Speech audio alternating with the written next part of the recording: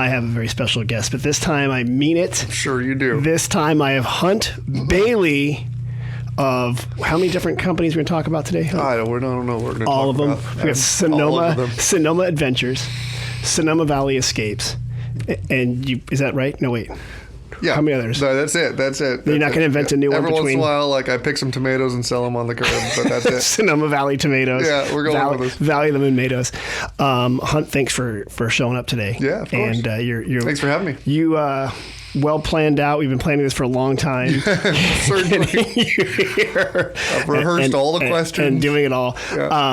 I want to say before we get going, right now it's kind of like the end of harvest. Grape harvest is over. We're moving into the holidays. Yes, we are. It's going to be Thanksgiving soon.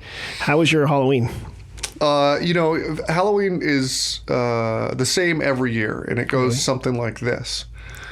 I actively don't participate in the family costume decision-making process. Okay.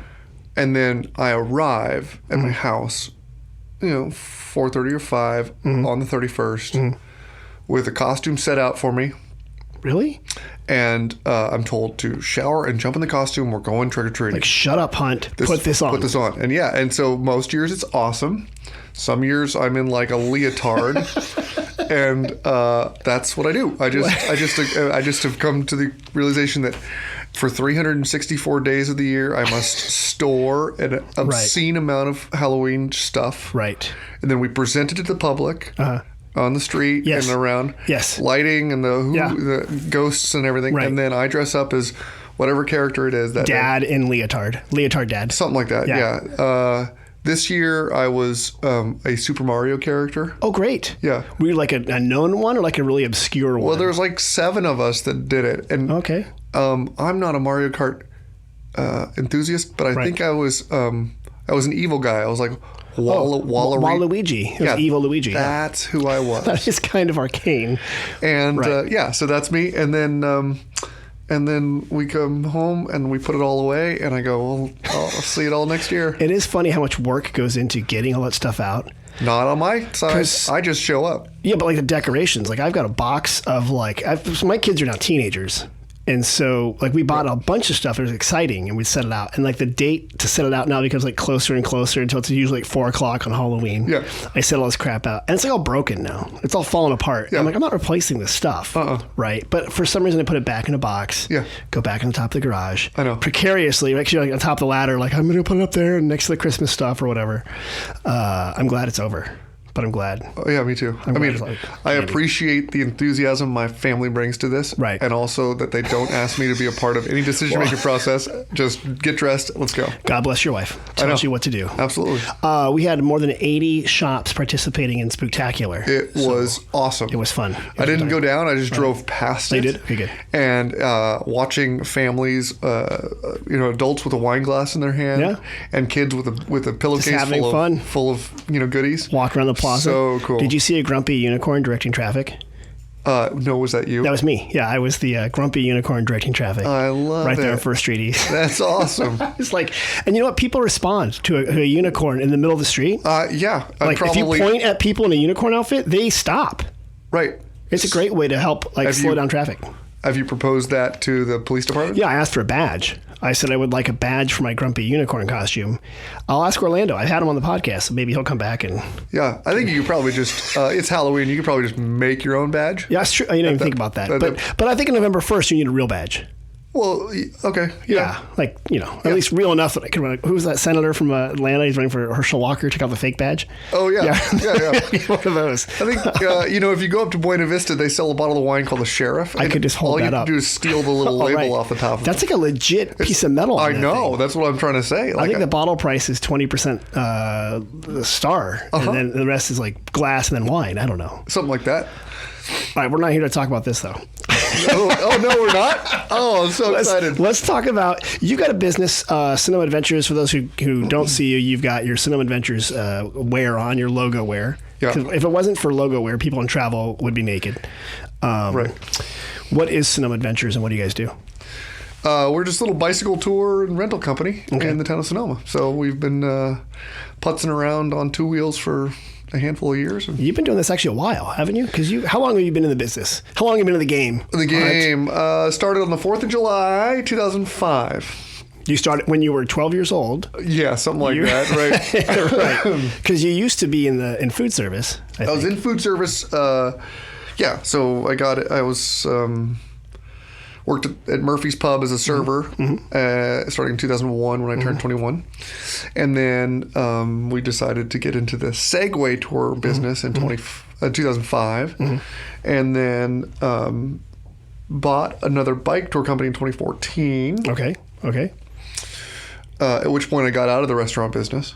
So you were running both the restaurant and doing bike tours? Yeah, I was doing Segway tours in the morning, and then would get off by 3:30 or 4, get to Murphy's by 4 or 4:30. Right. And then work till... Were you like tending bar, or are you waiting, or doing all of the above? Or at that point in time, I was managing. Okay. Yeah, managing Murphy's. And we actually... we're kind of able to buy into a portion of it in 2007. So Hunt's always like, there's nothing that I can't bite into. Yeah, well, can I chew that? I don't care. I'm going to bite that. So you were partial owner, managing a great bar right off the plaza, Murphy's, and then you were also doing Segway tours in the morning, and then you started doing bike tours like what, after 4 in the morning, after final call? Yeah, something like that. Yeah. Holy crap. Okay. And then you got out of that game, and you got Sonoma Adventures now. Tell me, do you guys do regularly scheduled tours? Yeah, so every morning at 9:30, assuming we have participants, and we do most days, we're out, and it's 9:30 till 3:30, 4 o'clock. Okay. You know, we do anywhere from 10 to 20 miles. Oh, really? On a tour. Are people huffing and puffing on these tour rides? I mean, 10 to 20 miles sounds pretty far. Is that difficult for people? It is not, because on the tour, it doesn't matter whether you're on a pedal assist e-bike or a regular bike. So hold on here. Price is the same. E-bikes are part of the deal. You can get battery-powered bicycles. So 10 miles rapidly becomes 1 mile of effort or whatever. Okay. But also, even on a regular bike, you look at it. So say it's a 15-mile ride.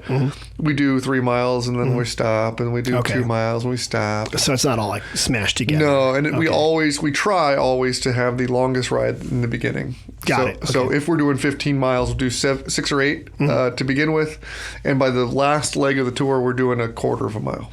That makes sense. Right. Okay. So we kind of like... But do you lie to them the whole time? Like, just an hour more. Just an hour more. I do lie to them all the time. Yes. I say there's no more hills. And I know right around the hill, right around the turn is another hill. Well, okay. But so I've done the tour with you. And it's a great tour because not only... There aren't that many hills per se. I mean, Sonoma's relatively flat, hence a valley. But there are hills you can go up if you choose. But it seems like you know everybody...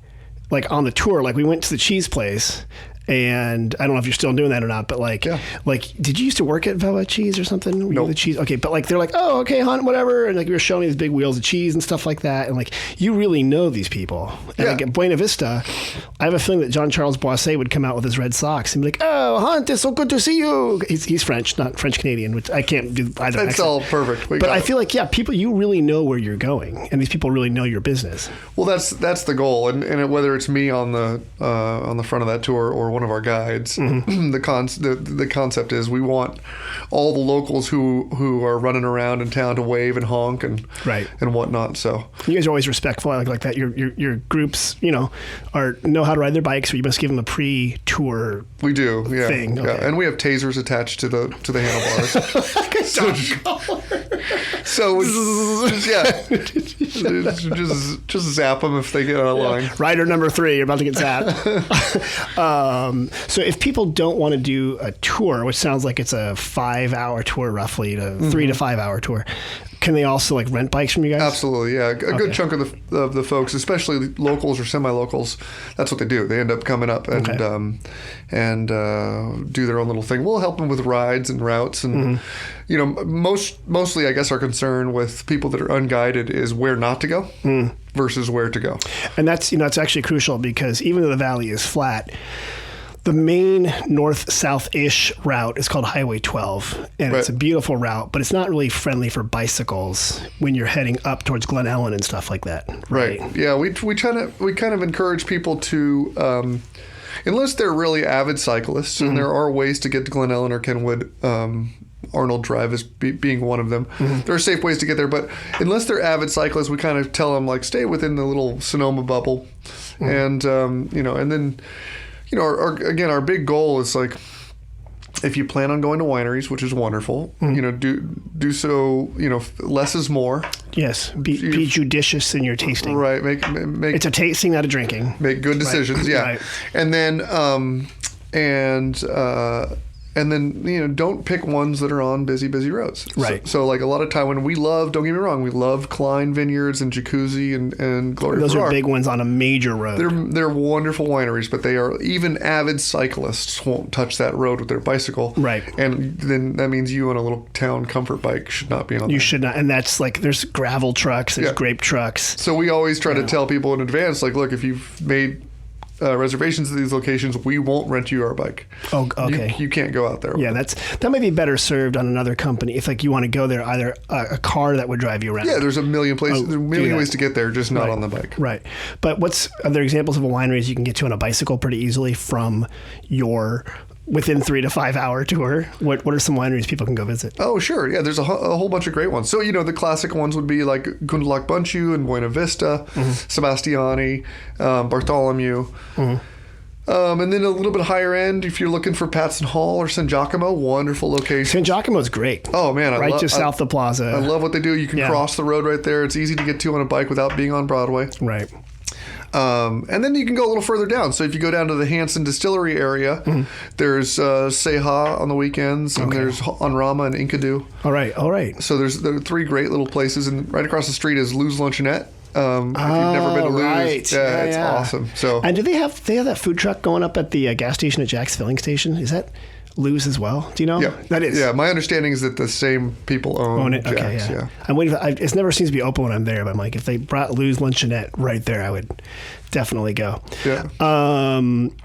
Tell me about if people have a group of people, can they book a tour? If they got like 5 to 10 to 15 people Sure. are able, you can do that. Yeah. Not just 2 people at a time. We did 135 a month and a half ago. I do love that. I was driving to work and I normally love just looking at your shop on the right-hand side. When you come in from the south, you go up Broadway. Broadway is the main road into Sonoma from the south. And it's a broad street. It's beautiful.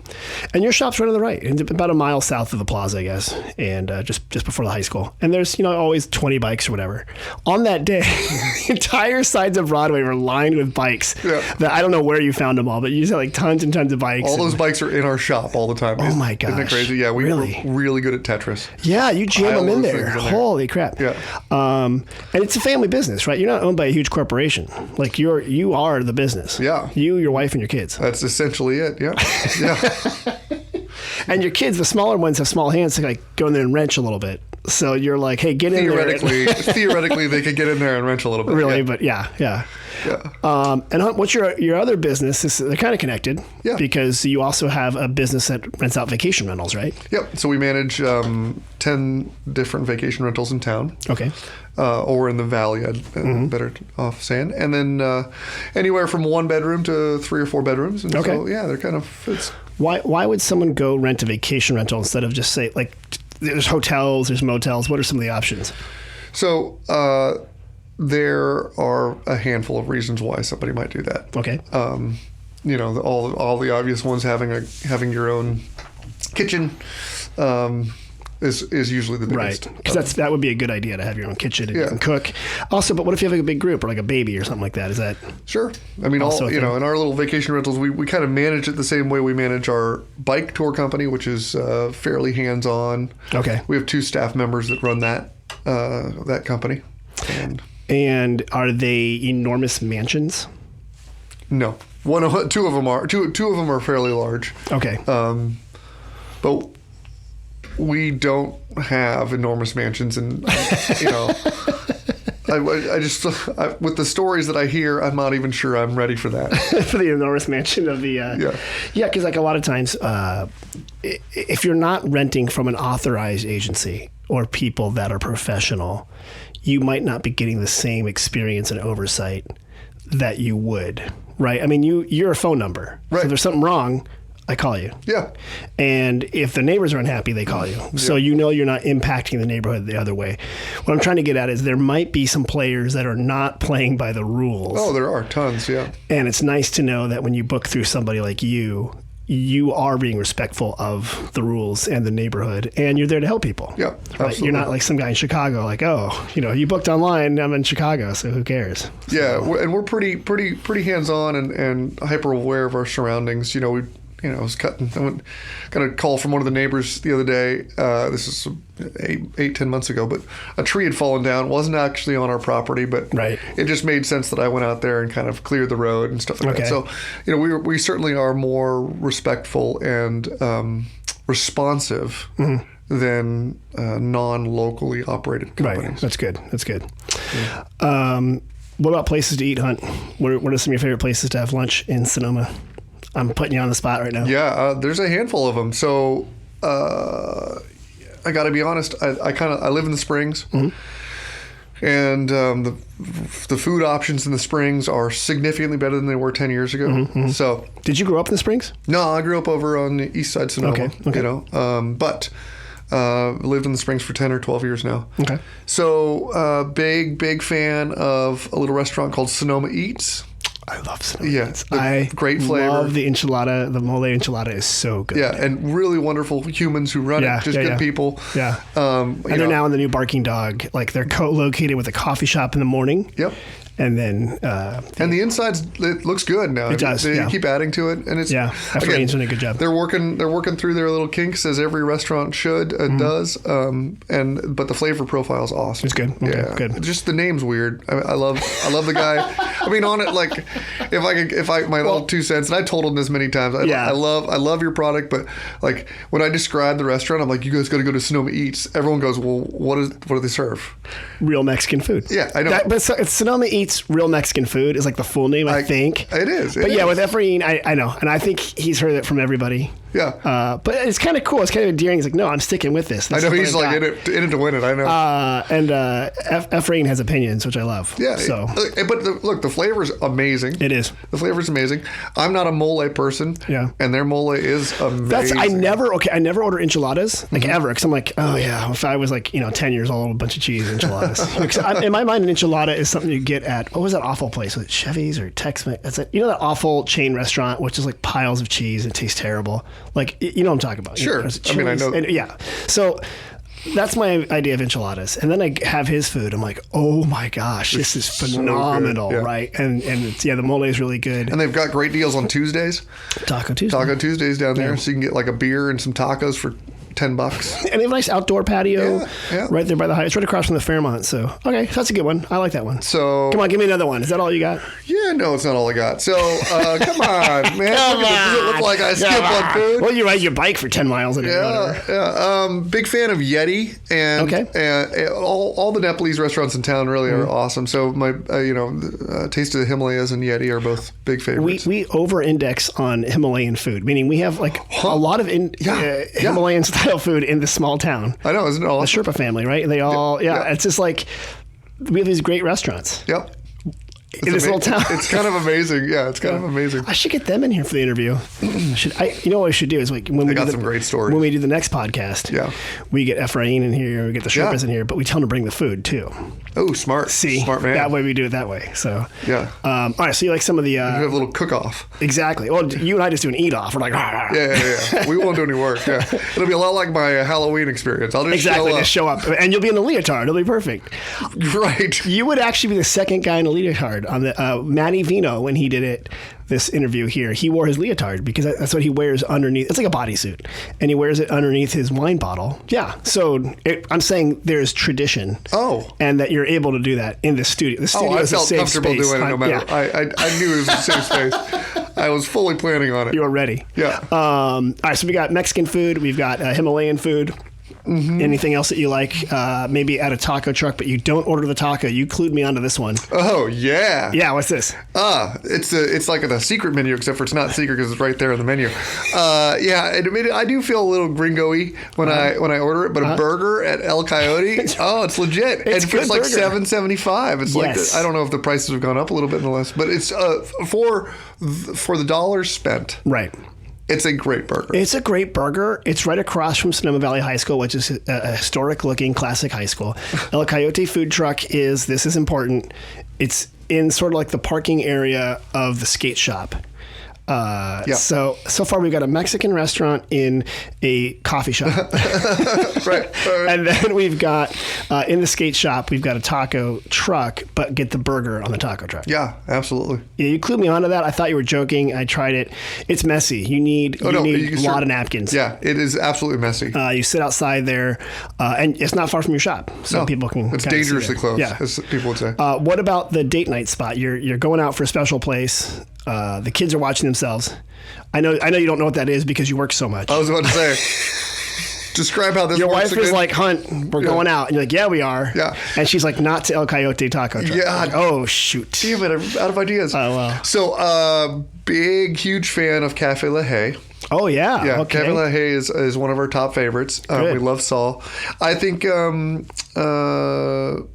Valley is another good one. Okay. Eldorado Kitchen, they have great bartenders. Yeah, these are all around the plaza and all the different spots. You kind of named the three corners there. That's it. We were just 2 nights ago, we went out to the Fig Cafe in Glen Ellen. Oh, you did? Okay. Yeah, they reopened. They were Reopened. It was nice. Yeah. Good. That's a good spot. And then had a little nightcap at one of my favorite bars in town, which is Jack London Lodge. Oh, yeah. Yeah. I love the Jack London Lodge for a handful of reasons. But one, it's just kind of off the beaten path and local friendly. It's like a classic old style Western saloon. Yeah. A lot of wood, huge wood bar, beautiful on the inside. But they serve food, so it's all ages.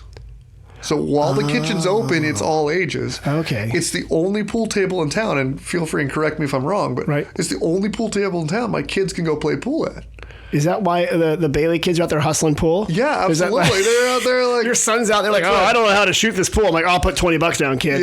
Next thing you know, I'm down $300. Yeah. I didn't know that. Yeah. Really? Yeah, so we bring them there every once in a while to slap a ball around. The shoe pool. I've been there and ran into the entire Benziger family just hanging out. Oh, yeah, me too. And having a good time. Yeah, there you go. That's their haunt. Right down the hill from there. So, and they do live music, I think, on Thursday nights at the Jack London Lodge outside in the summer. I think it was summertime, I think it's over now, but yes, it's a beautiful patio. That patio out there. So what turned me onto that place is, three or so years ago, actually during COVID, we were eating outside. Took my kid out there after online school, and we were gonna have a burger and a beer and just kind of enjoy the sun. And the fish were running. So really? Salmon were coming up the steelhead or whatever, coming up the creek. Here we are sitting there, really in Sonoma Valley, eating a burger, drinking a beer, watching the fish run. I thought this is the coolest. That's insane. And the creek, we had Laura Schermeister on here last week, and she has Schermeister Winery, which is down by Jack London Lodge. That creek is not a big creek. No, you could jump across it like 90% of the time. Well, I don't know. I didn't know you could jump that far, but theoretically, someone could jump across it. I guess, yeah. But it's not deep. It's not. No. It's a small creek, but then, these big fish come up there to spawn. Yeah.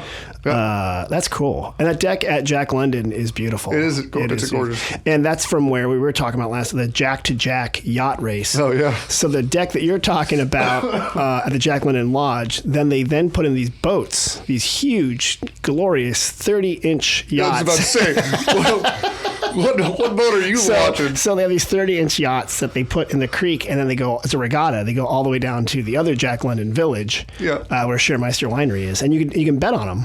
And it's a regatta. Well, you buy them as a fundraiser. It's all part of it. Yeah, it's cool concept. And that's kind of funny. All right, good. So these are like the spots that Hunt likes to go to. Yeah. And check it out and things like that. That's my thing. That's your deal. We get questions. This is where I ask you questions that we get from the Visitors Bureau. So you ready? Oh, born ready. Here we go. Yeah. You have these memorized? I just listened to this morning. I come over here. There was a busload of Slovenians. Literally, I'm sitting here at the Casa Grande lot. I'm walking back from the farmer's market, and these people are speaking a language. I'm like, if it's Spanish, I'll go up and say something and embarrass myself. Sure. If it's French, I'll say something possibly offensive and embarrass myself. Oh, yeah. I heard it earlier. Yeah. If it's Italian, I'll do something that like that, Tim, that you just can't do that. I'm like, I don't know. I'm just I move my hands and I fake my Spanish. Perfect. But this one, I'm like, I don't recognize this language, but it had a lot of similar sounds. It turned out there were a bunch of Slovenians. Okay.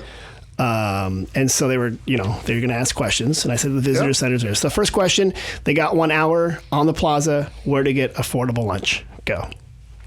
Affordable lunch on the plaza. Have you walked half a mile down for a burger? Okay, so you can walk 6 blocks. Yeah, go get a burger. Okay. No, affordable lunch on the plaza. So I mean, within like 3 block radius. Yeah.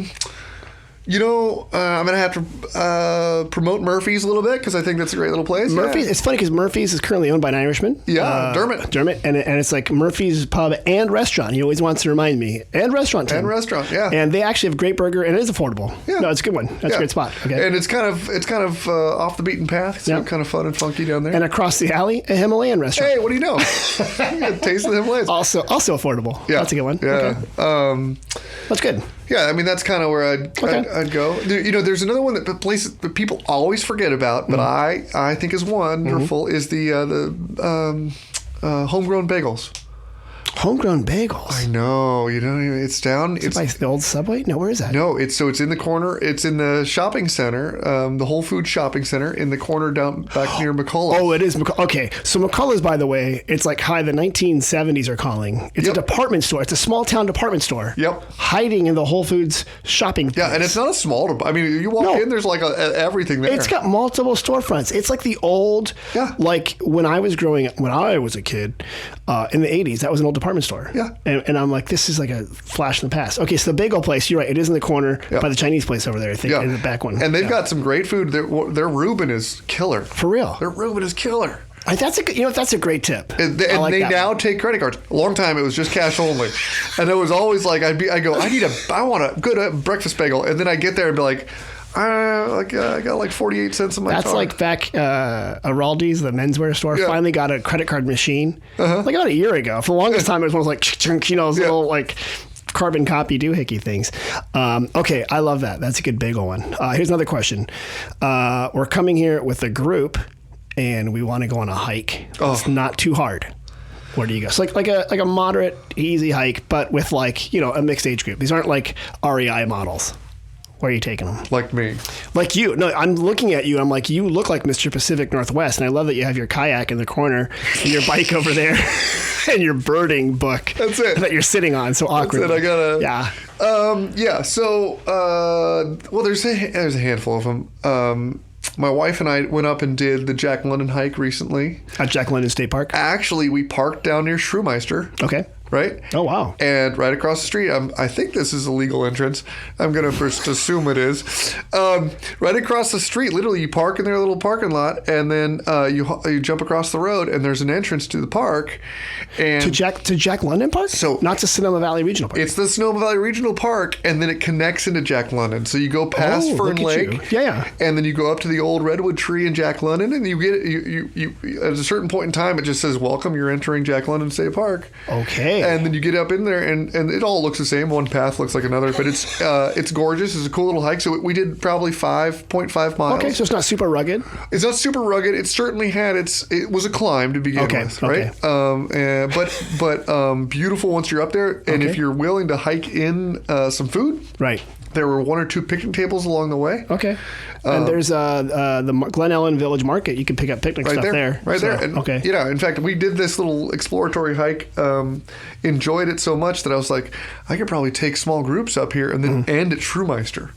Because right next to Shrewmeister is another winery called Passaggio, right? They just spent the last few months putting it in. They used to be downtown in the Vine Alley. Right. And so Cindy... and Carol have been putting that whole thing together. It's wonderful down there. So there's like a few options if you wanted to hit a little winery afterwards. There's another one. You have to drive essentially into Kenwood and over as if you're heading towards over the hill as if you're heading towards Roanoke Park. Okay. Yeah, and I'd have to look it up. Is it the backside of Sonoma Mountain or something like that? And it actually connects in with Jack London too.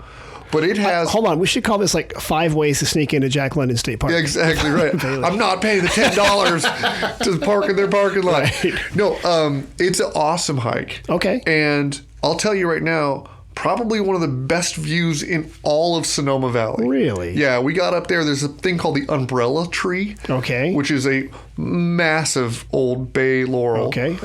And I mean massive. Like massive. Way bigger than your 30-inch boat. Really? Huge. But it's got, from up there, you overlook essentially Bennett Valley and the northern Sonoma so looking Valley. back that way. I was just wondering what side you're looking at. Okay, interesting. Gorgeous. Oh, great. We got up there and I was like, I'm amazed I've never been here. It's so beautiful. So the umbrella tree. The umbrella tree, yeah. I have to look that one up. But it's a drive. So it's from Glen Ellen, right? It's probably a 20-minute drive to get to the parking lot. Okay, so it's up back someplace else around there. I'll have to figure that one out. It's awesome. And that's part of Jack London State Park stuff? No, it's part of the regional park system, but it just connects into the back end of Jack London. So it's funny, if you look at a map, you could almost hike contiguous property. Oh, yeah. Like there's enough parks to either connect from Napa over to Santa Rosa. There's a couple of spots like you have to cross the valley floor and stuff, but these are all connected. Yeah. One butts up against another. You could do a whole trail there. That could be your next super adventure. But that's a little bit, if you're talking about a super simple hike, right. That's not your hike. Right. That's a little bit more adventurous. What if somebody's like mobility impaired, like they have a wheelchair or like a scooter, but they want to do a nice walk anywhere in Sonoma? Are there good paths for that or something like that? Well, there's certainly the bike path behind on the north end of the valley. Okay. Right? Where does that go? Well, it just goes east-west from Highway 12 to... I know, but I'm like, some of the podcast. Yeah. I got you. Hunt's looking at me like, Tim, you park right by it all the time. You big dummy. So it goes from like roughly Sebastiani, winery of interest, connects to the springs. And from there, if you want to continue, there is a sidewalk. You can go up to Sonoma Eats. It'd be pretty far. Yeah. But, because that's about a mile past that. But the Sonoma Valley Bike Path or Sonoma Bike Path. Well, and it also connects into, and there's a lot of work being done right there, but Maxwell Park is at the tail end of that thing. What's that big trail that goes around Maxwell Park? And then, I don't know if it has a name, but there's a handful of paths, and it's gorgeous back there. Right. Well, there's also a path that goes behind Flowery. I think it's the same. I don't know if it's the same path, but it kind of goes up the springs a bit.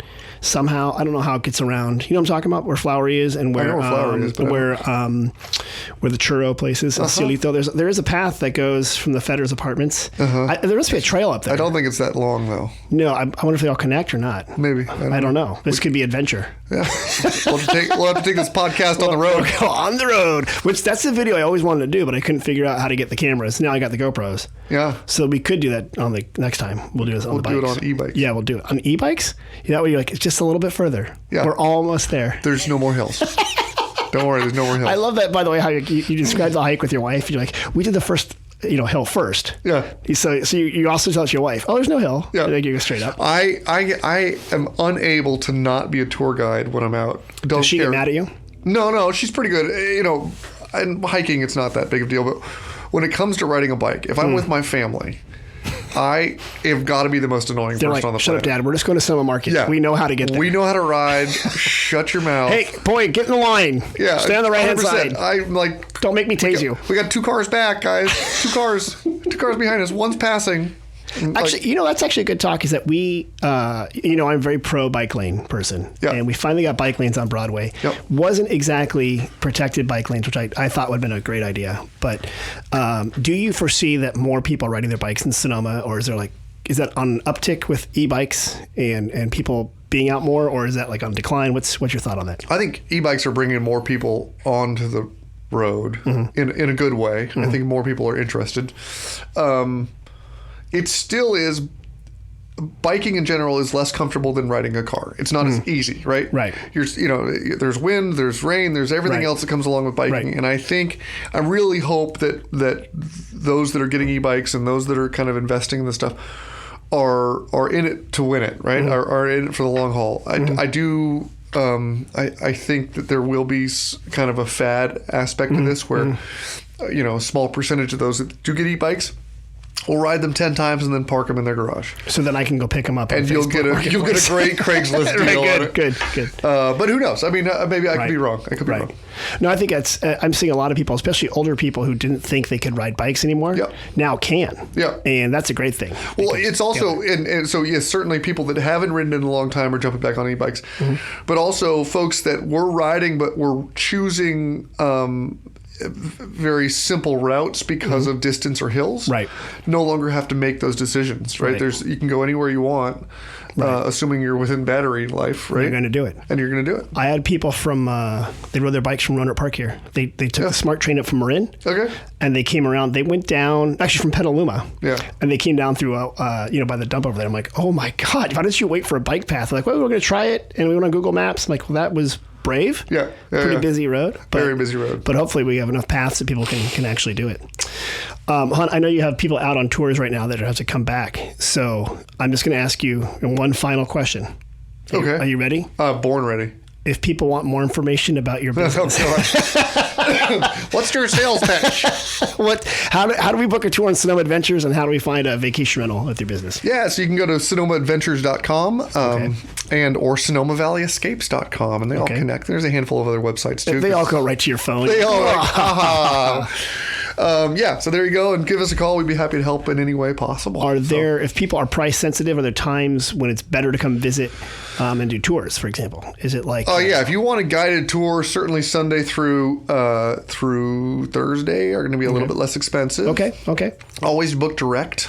From you. So go don't straight. do the old Viator, Expedia, because they're taking a big commission. And they are also a little bit more expensive because of that commission. Right. So you got to build that into your cost. So it's better just to go right to Sonoma Adventure. It is better to go. And then you can even call us, and it's oftentimes less expensive because there's no booking fee. And you talk to an actual human being? It's a human. It's usually you. It's no, it's actually either my wife or Emily. Sometimes I pick up the phone, but got it. There you go. And then is it also certain times a year that are better to come visit? Well, that's up to you. I mean, I think harvest is the best time, but I think that little secret is out, and everyone and their mother comes at harvest time. So I think, if you're here in April, it's gorgeous. Right. I'm knocking on wood right now. Right. If we have rain, then the hills are green. It's beautiful. It's gorgeous. If and the mustard popping, comes out, it's all yellow. Yeah. March and April here are kind of a big secret because a lot of the country is just miserable. I don't know if you've been to places like the upper Midwest in March or April. It's not fun. No. It's terrible. No. It's like a gray, wet, sad blanket is squishing down on you from the sky. And out here it's like blue and it's beautiful. So, and again, every day is different, but you get in the mid to high 70s. Right? Life stuff. I know. Shucks. Life stuff. All right, so SonomaAdventures.com, and then you said SonomaValleyEscapes.com. What are the things there? Perfect. So if people want to come book, want more information, or want to take a tour with, sometimes you're the tour guide, sometimes there's other tour guides. That's it. They can come check it out. Yeah. So we rock and roll. We have a good time. Fantastic. And the final thing, if anyone wants to get more information about Sonoma Valley, go to SonomaValley.com, deals, special events, and coming up, we have a lot of off-season festivities, so come check it out. What kind of festivities do you have off-season? Well, thank you for asking, Hunt. We've got lighting of the plaza coming up. Yeah. And the plaza is going to be lit up actually from mid-November through mid-January. I think I saw them setting up some lights already. Yeah, the lights are up there. Oh, yeah, they're up there. We're going to plug them in, get the timers going. One of the timers is underneath my desk. It's very high-tech. It's like literally crawl underneath my desk and it's plugging in right there. Yes, this is high-tech Wait, stuff. literally you have to... the power is being run from your desk to the lights outside? You have the same power strip. So if they flip, my computer shuts off too. If you trip on the cord, the lights are done. So it's like literally underneath. Hunt, this is very high tech. Hey, look, this is like a 200-year-old plaza. It's not like Vallejo like plumbed the thing or electrified it. We make it work. Okay. Yeah, so there's lights in the plaza. Chewing gum and duct tape. There's going to be a Las Posadas event around the plaza. There's going to be carolers. There's going to be music. There's going to be a Santa thing. Are you doing the unicorn? I don't even know who you're talking about. Who's Santa? I'm not telling you. Okay. You know what? But if the Christmas or holiday unicorn showed up, that'd be fantastic. Yeah. Would it be the grumpy Christmas or holiday? Oh, yeah. Oh, definitely. Yeah. Always. Is this an inflatable costume? Nope. I'll show it to you. It was, I was at Target and I saw it in the corner. Is it a leotard? No, it's like a fuzzy. My wife found it in the car. I hadn't told her about it. And she texted me a photo. She goes, do we need to have a conversation? She goes, I support you no matter what. I'm like, no, I'm into unicorns. I love it. Yeah, it's great. No, so it's a full body unicorn outfit. I was very popular I gave out bet. candy at the end of my street. Kids loved it. A lot of other kids were unicorns. I didn't know it was that popular. I just saw it in the corner of Target. Maybe it wasn't until you did it. You dressed up that I've way. always been a trendsetter. I knew it. I knew it. Always been a trendsetter. I think that was you. Yeah, what else is going on? And then January, February, it's kind of quieter out here, but people want to come up and see like the waterfalls are running at Sugarloaf. Yeah. And those are the things we have going on. There's some great waterfalls. So, there's always something to do here in Sonoma Valley. And we have our free visitor guide and our email and stuff like that. So after they go to SonomaAdventures.com Yeah. and SonomaValleyEscapes.com, Yeah. SonomaValley.com for all the other information There's like need. a theme running through there. They get it all there. All right, Hunt, thank you so much for stopping by. I appreciate you being on the podcast. Absolutely. You're the best. And remember, everybody, if you're listening, comment, subscribe, tell all your friends about it, and we'll see you in Sonoma Valley next. Thank you. Bye-bye.